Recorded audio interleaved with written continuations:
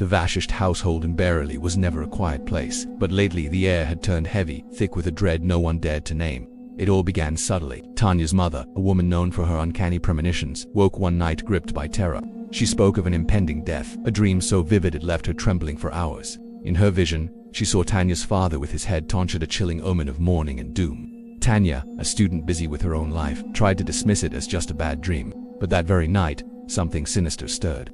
At exactly 3 a.m., Tanya's eyes snapped open. A shadow stood at her window.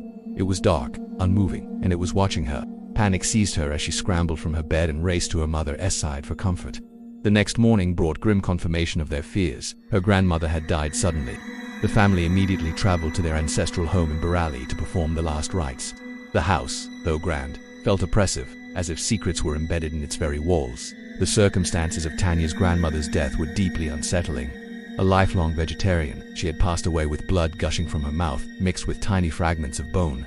The official cause was a ruptured brain vein, but the gruesome details hinted at something far darker.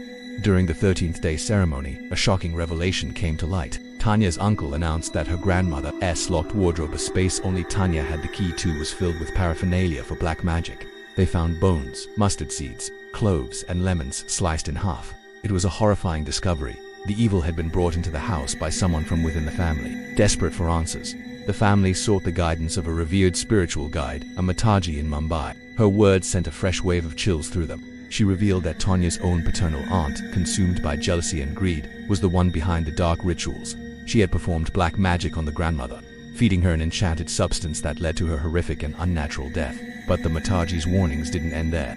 She explained that Tanya's mother had also been a target, and the ancestral home itself was built upon a cremation ground, which explained the constant negative energy that plagued the family. The tragic, unexplained death of Tanya's young cousin years earlier suddenly made sense. The house was a conduit for dark forces. The aunt had sacrificed a cat to empower her rituals, and the recurring apparition of a white cat that family members had seen was actually a spirit collecting souls.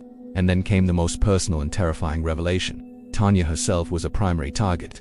Black magic had been cast upon her, pushing her towards self-harm during moments of intense, unexplainable torment. A jinn, summoned by her aunt, was stalking her relentlessly, trying to cause her harm. The only reason it hadn't succeeded was due to the protective shields of her ancestors and the powerful, unwitting protection of her own mother. The story of the Vashisht family is a stark and chilling reminder that sometimes the greatest evil comes from within, cloaked in the guise of familiarity. The betrayal, the jealousy, and the unseen hands of dark forces turned their home into a prison, their love into suspicion, and their bloodline into a battleground for spirits. Tanya survived, and the family slowly began to heal, but the scars and the lessons remain. It shows us how fragile trust can be, how vital vigilance is, and that sometimes the greatest threats we face are not from strangers, but from those we call our own. Thanks for watching, and don't forget to follow for more stories like this.